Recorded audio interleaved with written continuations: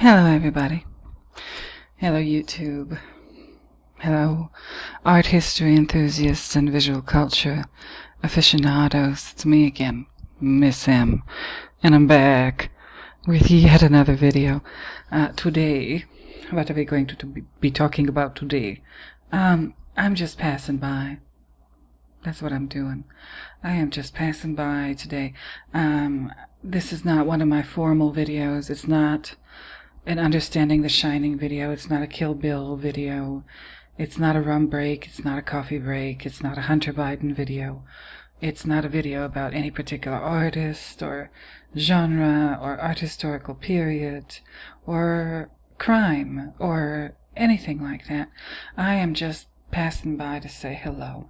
I think this is a new category of videos for me. I'm gonna call them just passing by. That's because that's what I'm doing.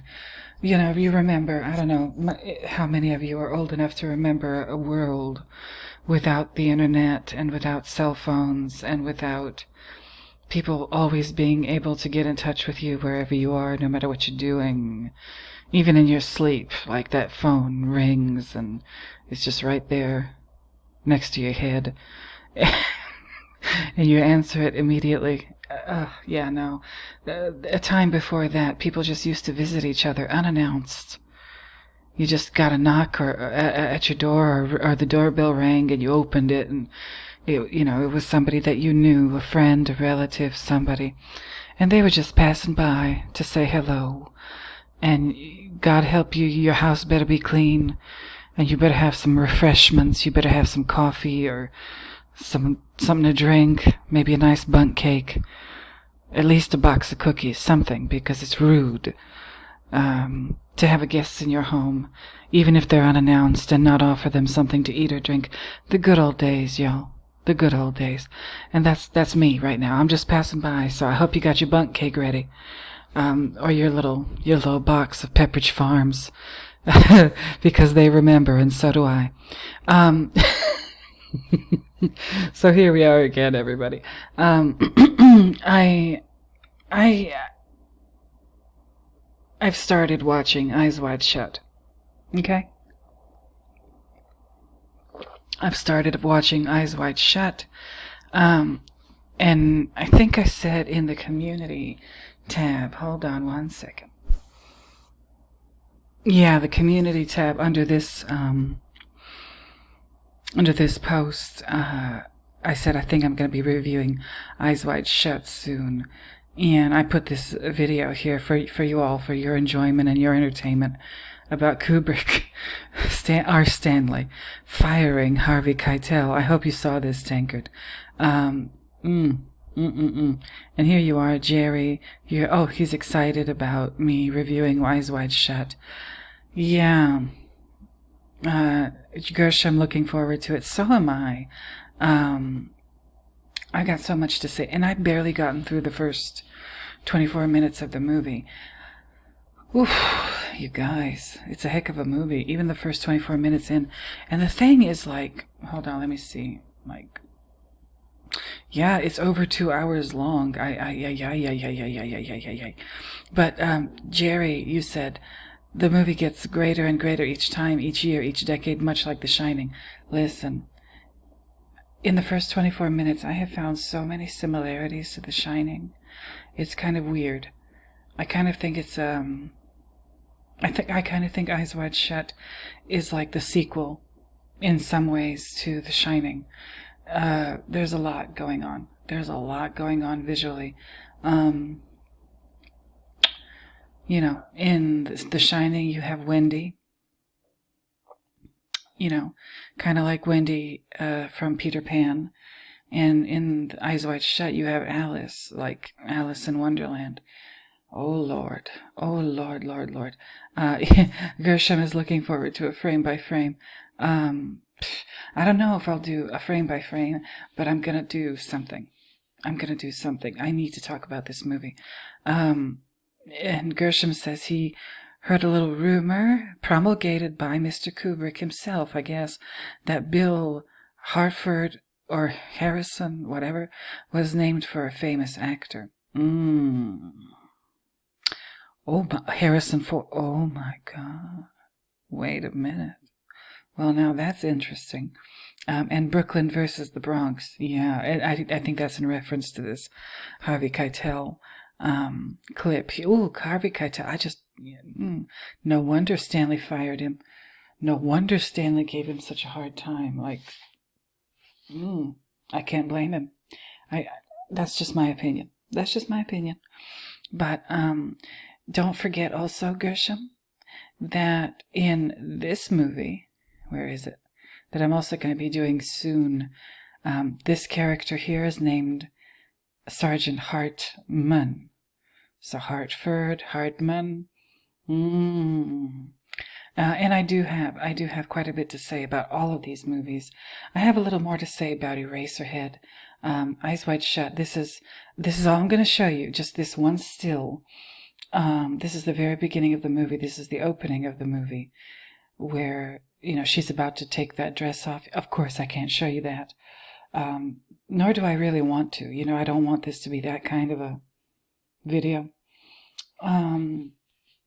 But let me get my church announcements out the way. Returning viewers, thank you for returning. New viewers, thank you for being new. Subscribers, thank you for subscribing. And all of you, however many of you there are that are watching this or any of my other videos, please don't forget to like, comment, subscribe, and share.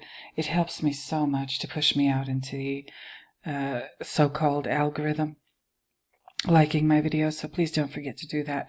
Okay, that's it. Church announcements, done.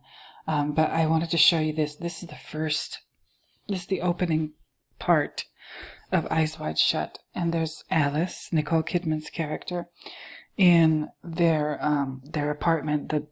I guess it's a really weird, like, little sort of offshoot of their bedroom. This is like the dressing room. So it's just off of the main part of their bedroom. And there she is. She's about to take this dress off and leave her high heels on. There's this closet. One of the doors is open. Okay. There's 2 tennis rackets. There's a lamp. There's all these shoes on the floor. There's a window with these kind of weird curtains, kind of interesting color. Red. And then this here that you cannot see in this shot, it is a bookcase, if I'm not mistaken. A bookcase filled with books. So books play a huge role in this movie, just like they did in The Shining. You see these Greek columns, okay? And so basically they've set this, Stanley set up this like closet room, dressing room, which is interesting. There's like no chairs in here. Like if you're supposed to get dressed and undressed in this part of the bedroom, like there should be somewhere to sit down, shouldn't there? A bench, a chair, something. No. None of that. But this place is basically like a Greek temple, okay? So these Greek columns, as you can see, the fluted columns, That's what it's supposed to remind you of, a Greek temple. And Nicole Kidman, or Alice here in the center, she's supposed to be the cult statue. Because at a Greek temple, the cult statue of whatever god or goddess, like let's say, for example, Athena, it was located in the middle of the temple. And it had a special sort of area for the cult statue. It was called the cella, which basically I think means room. I don't know if that's in Latin or Greek. Don't quote me. So she is serving the purpose in this setup. She's playing the role of this Greek cult statue of the deity that would be in the center of the Greek temple. This curtain, I don't know about this, and this window, don't know about this, but he's definitely referencing ancient Greece here and their system of worship and religion, mythology, whatever. What goddess is she? I don't know. Is she Athena? Is she Venus? I don't know. I really, or not Venus, Aphrodite. I'm not sure. And she's about to take her clothes off. You're about to see her in this shot. You're about to see her caboose. Greek art and Greek statues were pretty much very well known for their nudity. But the thing is, and there's a lot of nudity in this movie, but it's not like exciting nudity. It's kind of analytical nudity. It's not the fun kind. Even though, like, the people who are nude, they're pretty good looking. It doesn't matter. It's not meant to be exciting or interesting in that way. It's kind of like a Greek statue. But the thing about Greek statues, ancient Greek statues, it was almost, not completely exclusively, but almost exclusively male nudity. So, if you find a Greek statue, ancient Greek statue, that features female nudity, that is toward the end of these kind of different periods of Greek art. That's not high classicism. If you see female nudity, that's later on, when they get more emotional and when they've suffered a lot of defeats and so on and so forth. But there she is. What's going on? Is she the one that we're supposed to worship? And just because we're supposed to worship something like a god or a goddess or whatever kind of deity, doesn't mean, like, a lot of cultures on planet Earth worship female deities, very powerful, very strong, and very exciting and interesting female deities. And how do those same cultures treat women in actual real life on a day-to-day basis? Horribly. So just, all these Catholic countries, they have a very strong reverence for the Virgin Mary, and she's definitely a female figure. Those same places. How are women's rights in some of those places? Not so awesome. Not so awesome. So that's kind of what I wanted to talk about today in my little just passing by video. I am going to even venture to say that I'm not going to hold to this just yet, but this is my speculation at this point. Very strong speculation, very strong suspicion. How about that? Eyes Wide Shut might even be a feminist movie. But it's not. Don't get scared, though. I don't think it's a feminist movie in the same sense as maybe we've come to think of feminism. Feminism has been corrupted, in my opinion. Speaking as a woman, I know most of you are not all of you, but like a lot of you are men who watch my videos and comment in the comment section. And I know a lot of you are going to be maybe afraid to even render a comment on that, what I just said, because, you're afraid of being wrong, or you're afraid of being perceived poorly. That's your choice. I'm not a very judgmental person. If you give me an argument and you can back it up, I'm here for it. And I'm not offended easily either, so don't worry about that. But just because this is possibly, if not a feminist movie, then a very female-friendly movie, it has a positive message for women, doesn't mean that Alice is a good person. Okay? 24 minutes in, I just don't like her. I don't like Alice. I don't see any redeeming qualities. I find her, at this point, I don't know, I might change my mind about this, but at this point I find Alice absolutely detestable. I don't have any sympathy for her, and,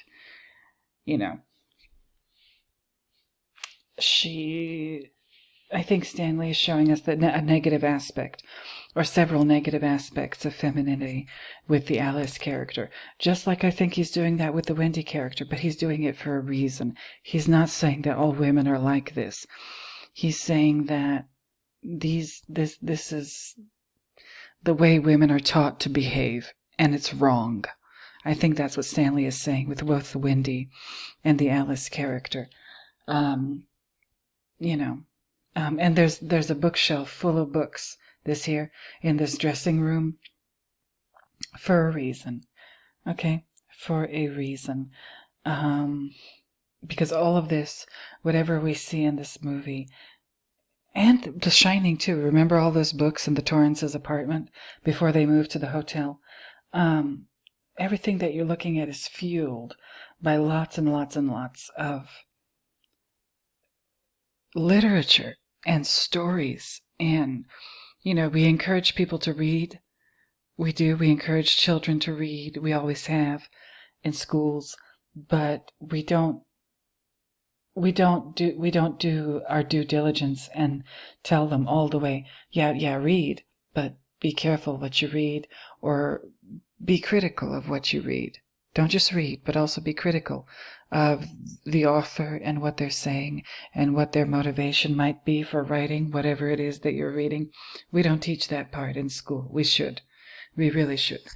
But yeah, Alice, I find nothing nice about her. I don't like her husband either. He's a little piece of shit too. But, they're both together. They're like, they're the gruesome twosome.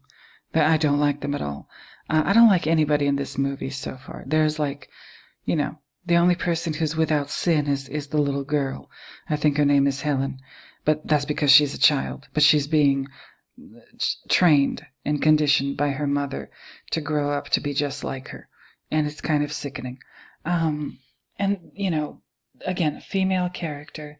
And then with Full Metal Jacket, we don't see a lot of female characters. The prostitutes in Vietnam, we see them.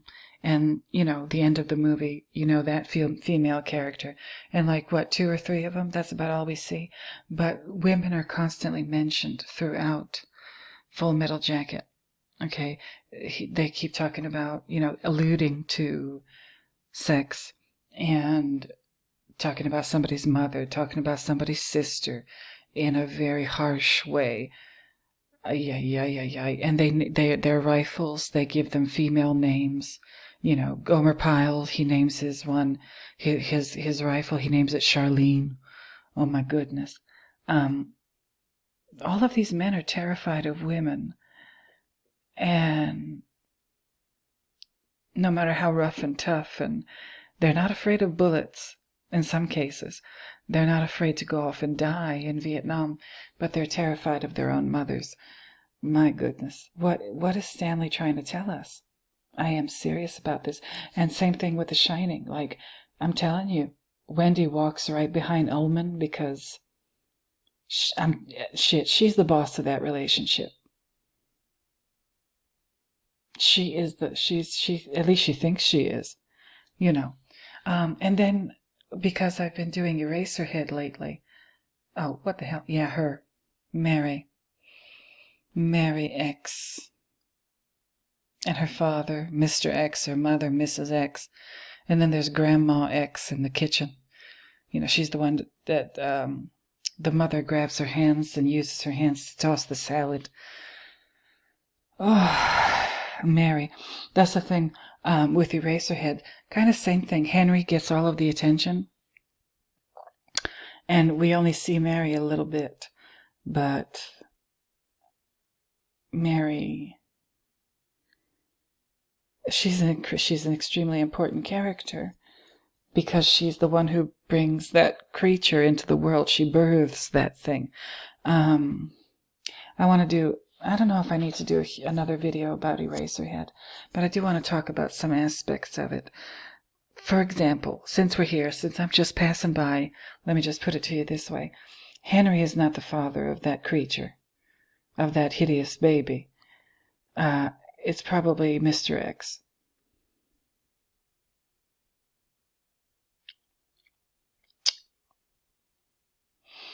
I don't know if y'all caught that, but when they tell Henry, at the dinner he attends at the X household, they tell him that Mary has given birth and that Henry is the father, and Henry says, wait a minute, and he doesn't finish his sentence, but you kind of get the feeling that he was going to say, but, me and Mary just started sleeping together, a little while ago. How could she get pregnant and give birth to the child that quickly? No, she couldn't. Not, that doesn't work that way. But, so, yeah, I think that baby creature is not Henry's. Henry is not the father. If they went on Maury Povich, the DNA test would come back that Henry is not the father of that little screaming creature. Mary. That's why she's so nervous. That's why she invites him over to dinner, because, their family has a huge problem. Mary is an unwed mother, and they're gonna saddle Henry with all this. Does Henry deserve that? No, I don't think he does. He seems like a pretty okay guy.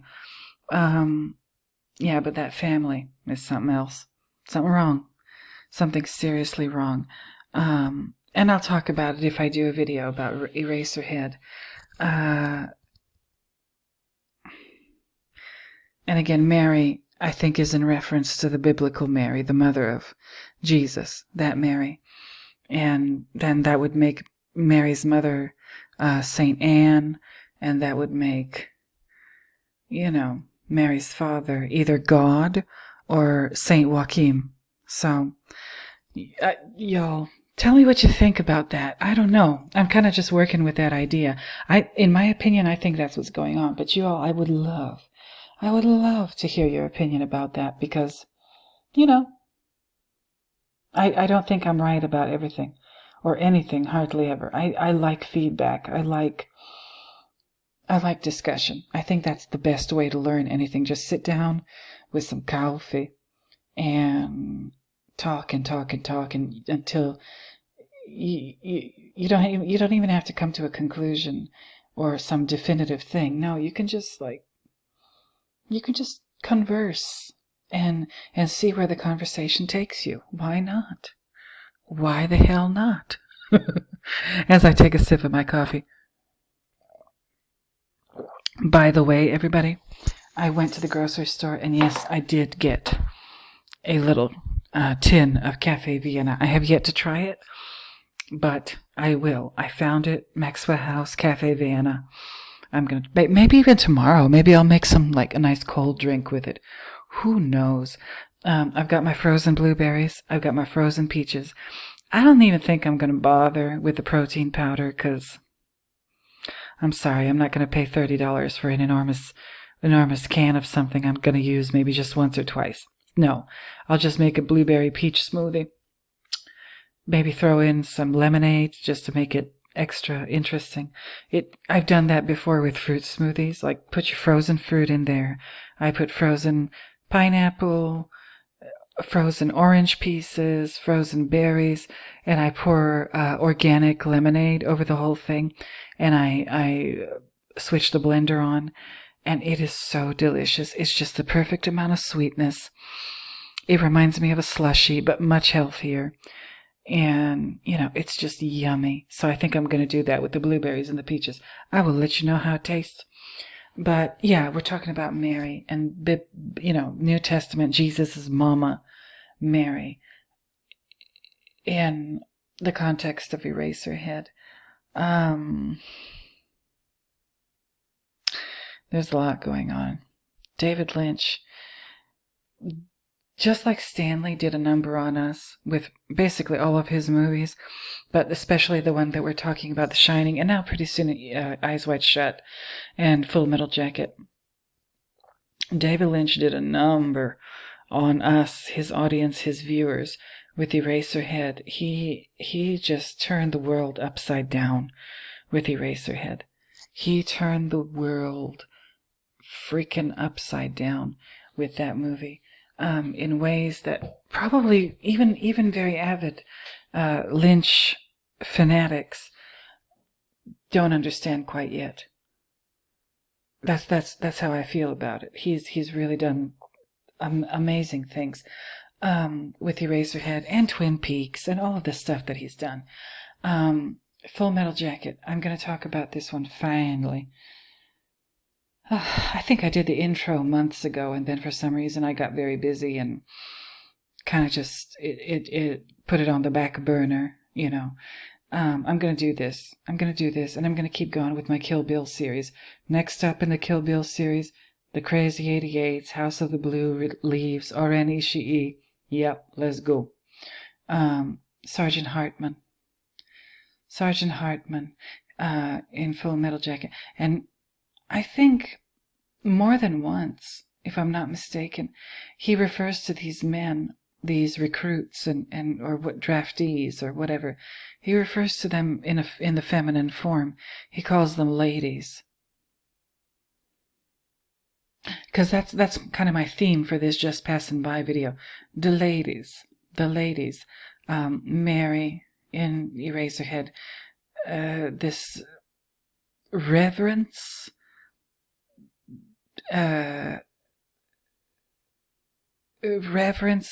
simultaneously reverence and contempt for femininity in Full Metal Jacket, and then Eyes Wide Shut.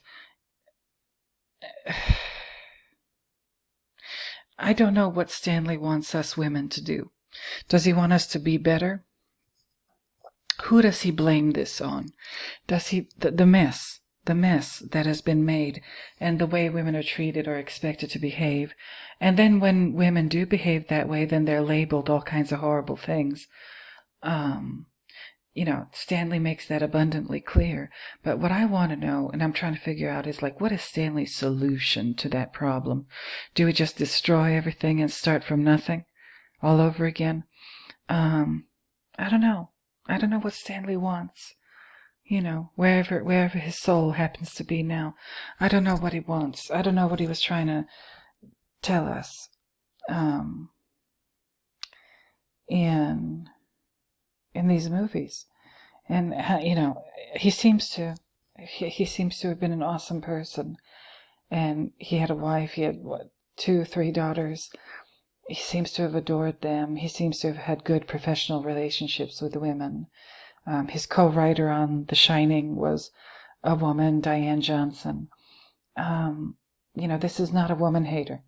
Stanley is not a woman hater, and neither is David Lynch either, in my opinion. Just, speaking as a woman, because we all think the same way. And that's why I fear bringing up feminist kind of stuff. I'm not a feminist. You don't have to worry about that if you are worried. But I do recognize that a woman's lot in life is a woman's lot in life, and there's really nothing that can change that. The only thing is to maybe make it better, with more discussion, more exchange of ideas, more understanding. I think that's what's sorely missing. And people like Stanley and David Lynch were trying to maybe do that. They were trying to start a conversation, a discussion of some kind, to just figure this shit out, because everything in the past that we've tried to do has failed us. We should have, if we're so smart, we should have figured it all out by now. We haven't.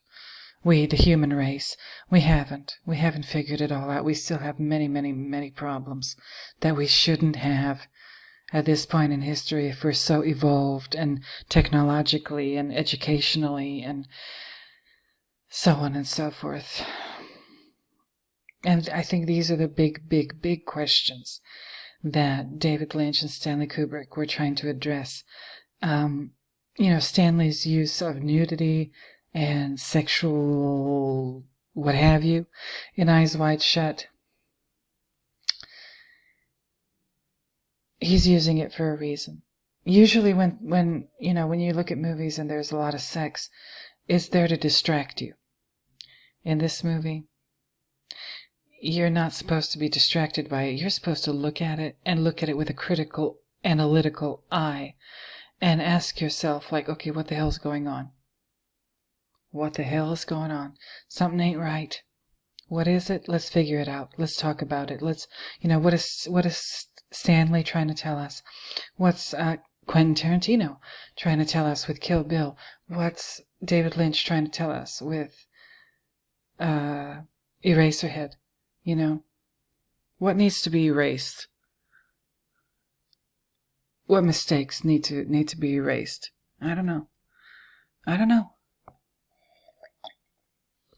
But you guys, that's about all I have to say for this one. I have been tired like you wouldn't believe. Like, I've been working out like a maniac. I have, successfully so far. At this point, I've kept my New Year's resolution. I've been going to the gym every day that it's open. It's open 6 days a week. I'm there 6 days a week. I spend about an hour there, maybe a little more every day that I'm there. I'm feeling better. I'm moving better. My back hurts less. My thighs and my legs and my feet are constantly sore and on fire, and my back and my shoulders, everything. But it's okay. I know why I feel that way. I think it's going to pay off by the end of this year. I'm going to be like Wonder Woman. My goodness. But anyway, you guys, it was nice chatting with you. Hope I haven't bothered you too much. Thanks for having me. And like I said, I'm going to be working on Eyes Wide Shut, Full Metal Jacket, Eraserhead, Kill Bill. Expect another Understanding the Shining this weekend. Part what? Part 12. Okay. And maybe I'll do the food video. I have so many videos that I want to do. I'm a nut. I'm just completely insane. And I work too, and now it's tax season and I gotta go through all my receipts. I'm gonna lose my damn mind. I'm better have one of those Cafe Viennas tomorrow. Help me relax. Maybe put some drops in there or something. I think you know what I mean. But listen, once again, new viewers, thank you for being new. Returning viewers, thank you for returning. Subscribers, thank you for subscribing. All 352 of you. I appreciate every single last one of you. Please don't forget to like, comment, subscribe, and share my videos if you know somebody who might be interested in this foolery. And like I said, until next time, maybe tomorrow, maybe the day after, I'm not sure. Until the next time that I find yet another reason to talk at you, I will go ahead and bid you bye-bye. So, bye-bye, everybody.